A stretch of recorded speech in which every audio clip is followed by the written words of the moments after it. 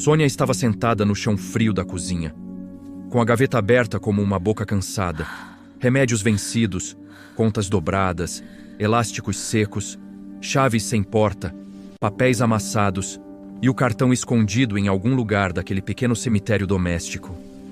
O celular vibrou na mão dela e a luz azul do aviso acendeu o rosto molhado. Limite do cartão de crédito estourado. Você já trabalhou até o corpo pedir socorro e mesmo assim sentiu que não construiu nada? Já olhou para sua casa, viu tudo fora do lugar e percebeu que o caos começou a morar dentro do peito? Já recebeu um aviso no celular e entendeu na mesma hora que o seu dinheiro não sumia por azar, mas por um ralo oculto que ninguém te ensinou a fechar? Então não saia daqui, nem por um segundo, porque a história de hoje pode mostrar por que tanta gente luta pela própria velhice segura, e mesmo assim, continua alimentando uma dívida invisível dentro de casa. E se essas 3 dores bateram aí dentro, responda sim, apenas em silêncio, e desça aos comentários agora para decretar: eu limpo o território. Como o seu primeiro compromisso com a mudança. A casa estava em silêncio, mas não era paz, era um silêncio pesado, velho, quase doente. A porta do armário torta, a toalha manchada sobre a mesa, uma lâmpada fraca batendo nas paredes, e aquela sensação humilhante de que tudo ali parecia sugar força, tempo, presença. Sônia respirou fundo, mas até o ar parecia atravancar no peito. Fazia semanas que ela prometia colocar ordem em tudo. Fazia meses que dizia que no próximo pagamento começaria a proteger o patrimônio. Fazia anos que confundia esforço com governo, e por causa disso, a desordem foi ficando, as pequenas perdas foram se acumulando, a pressa foi mandando na alma, e o coração dela começou a acreditar numa mentira perigosa. A de que nasceu para ser apenas a engrenagem cansada que segura a pobreza de pé. Mas aquela noite ainda escondia uma verdade maior. Uma daquelas verdades que não chegam fazendo barulho. Chegam quando a pessoa já está no chão e não tem mais para onde correr. Naquela madrugada, sem plateia, sem ajuda, sem ninguém para aplaudir ou salvar. Sônia ainda não sabia, mas estava a um passo de descobrir que a casa também cobra juros, que a falta de educação financeira começa onde o território perde ordem, e que nenhuma independência financeira floresce onde tudo o que morreu continua sendo guardado. O que parecia só bagunça já era diagnóstico. O que parecia só cansaço já era ameaça à velhice segura. E o mais cruel é que quase toda mulher exausta percebe isso tarde demais. Só que não naquela história. Porque o que vai acontecer depois dessa noite vai tocar justamente naquilo que ela mais tentava fingir que ainda estava sob controle. Na manhã seguinte, Sônia fez o que sempre fez quando o coração apertava. Tentou salvar o passado. No fundo da gaveta, entre as contas e os remédios vencidos, ela encontrou um pequeno rádio antigo, daqueles que já não cantavam há anos, mas que ela insistia em guardar como se ainda respirasse. Passou o polegar pela poeira. Suspirou e decidiu gastar o pouco dinheiro que ainda restava para consertar aquilo. Porque na cabeça cansada dela, jogar fora parecia pecado. Parecia desistir da própria história. A oficina ficava numa rua quieta, dessas onde o tempo parece andar devagar. Cheirava a madeira viva, a verniz recente, a coisa construída com paciência.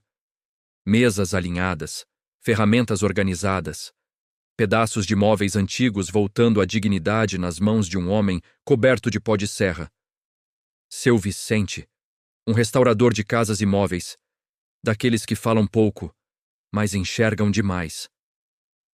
Sônia colocou o rádio quebrado sobre a bancada, como quem deposita uma esperança pequena demais para o tamanho da própria exaustão. Seu Vicente nem tocou no rádio primeiro.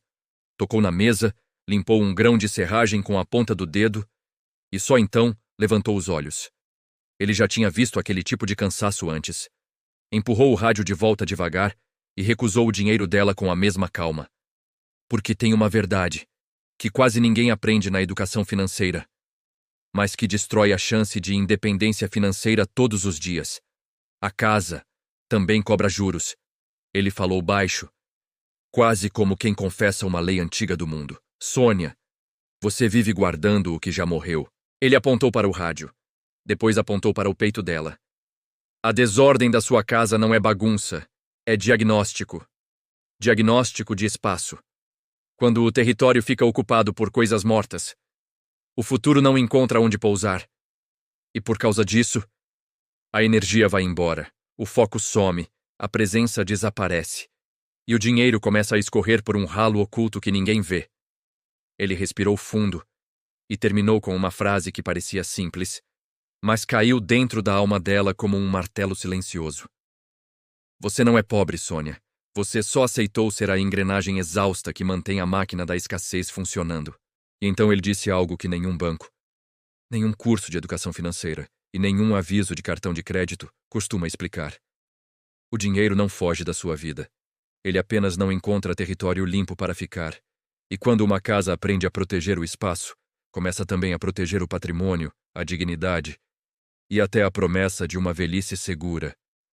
Foi ali, no cheiro de madeira viva daquela oficina, que Sônia ouviu pela primeira vez o nome de um código que quase ninguém conhece.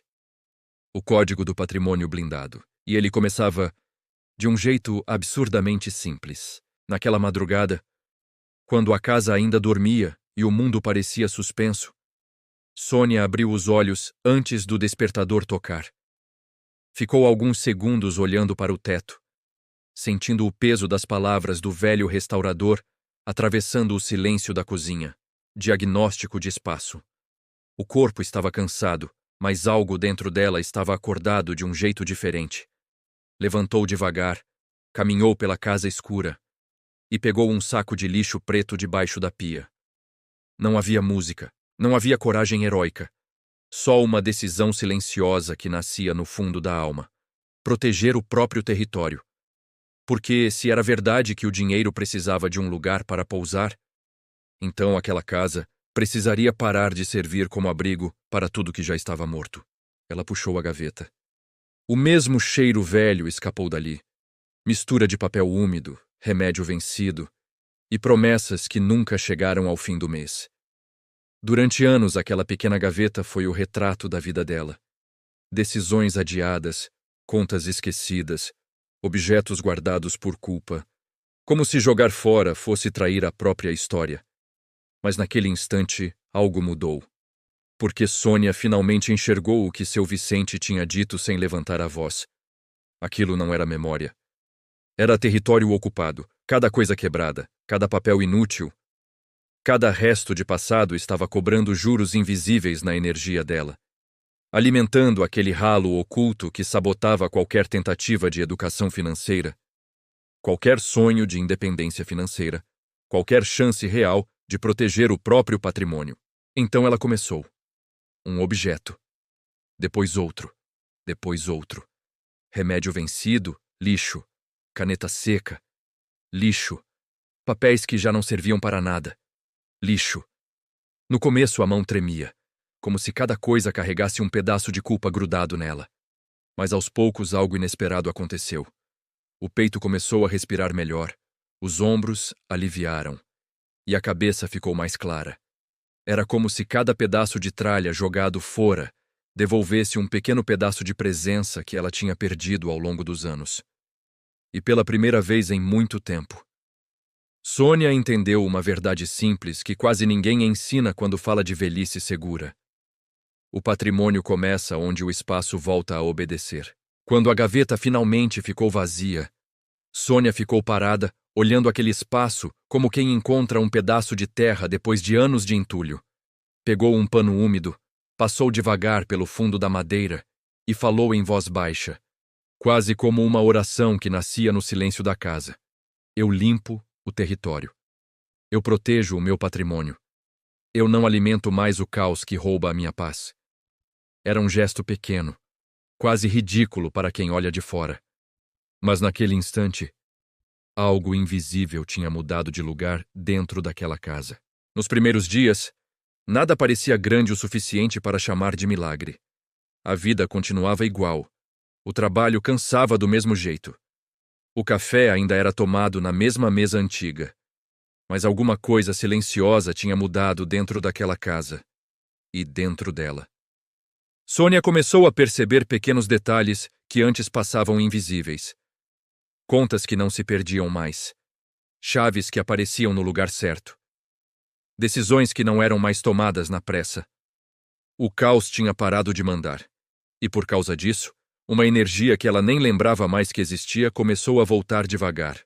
Como se a alma tivesse encontrado espaço para respirar outra vez. Foi então que começaram a aparecer as pequenas vitórias. Aquelas que quase ninguém vê, mas que constroem uma verdadeira independência financeira. Um mês depois, a conta de luz veio R$ 42 mais barata. Não porque ela ganhou mais dinheiro, mas porque a mente cansada já não vivia esquecendo luz acesa pela casa. O cartão de crédito, que antes era usado para tapar buracos invisíveis, ficou quieto dentro da bolsa durante semanas. E pela primeira vez em anos, o salário durou até o final do mês, sem aquele aperto silencioso que sempre roubava o sono dela. Mas toda transformação verdadeira passa por um teste. Porque o mundo antigo sempre tenta recuperar aquilo que perdeu. Numa tarde qualquer, o telefone tocou. Era um parente com a voz carregada de urgência, dizendo que precisava de ajuda, perguntando se ela podia passar o cartão de crédito só dessa vez. Durante anos, aquela frase sempre funcionou como uma chave secreta que abria o cofre da culpa dentro dela. Era assim que nasciam as dívidas invisíveis. Aquelas que devoram o patrimônio devagar, enquanto a pessoa acredita que está apenas sendo boa. Sônia ficou em silêncio por alguns segundos, sentindo o velho reflexo tentando voltar. A engrenagem cansada queria obedecer, queria resolver, queria carregar mais um peso que não era dela. Mas então ela lembrou da gaveta limpa, do saco de lixo, do pano úmido passando na madeira e da frase simples que tinha mudado tudo. Quem protege o território, protege o futuro. E pela primeira vez na vida, ela respondeu com uma calma que não parecia defesa. Parecia governo.